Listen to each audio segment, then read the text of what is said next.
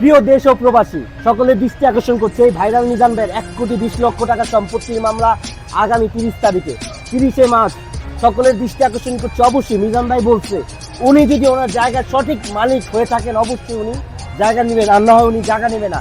তাছাড়া আমাদের সেই ওনার অ্যাডভোকেট আকাশ ভাই উনিও বলে দিয়েছেন যে ভাইরাল মিজান সম্পত্তি পাবে, উনি সম্পত্তি পাবে, আর ওনার কাগজপত্র সঠিক বিধানেই কোর্ট ওনার মামলা গ্রহণ করেছে। মিজান ভাই এ বিষয়ে একটু বলেন।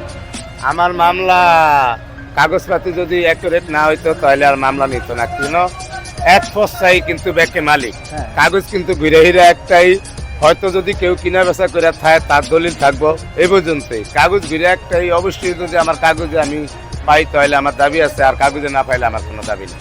তো সকলে অন্তত ভিডিওটি বেশি বেশি শেয়ার করবেন। মিজান ভাই তো বলে দিচ্ছে যদি কাগজের মালিক থাকে অবশ্যই নিবে, এখানে কোনো জোর কিছু নাই। তবে আমরা জানি মিজান ভাইয়ের মা তার 2 আনা বিক্রি করেছে, তাই না ভাই? আমগো মারটা মায় ব্যস্ত, আমগো ভাই বোন 6 জনেরটা ব্যস্ত বিক্রি করে না, এটা নাকি ওনার মাঠটা লিখতে গিয়ে নাকি ওনারা লিখে নিয়ে গেছে, এরকমই তো ভাই? এরকমই ঘটনা ঘটেছে। তো অন্তত সবাই ওনার পাশে থাকবেন।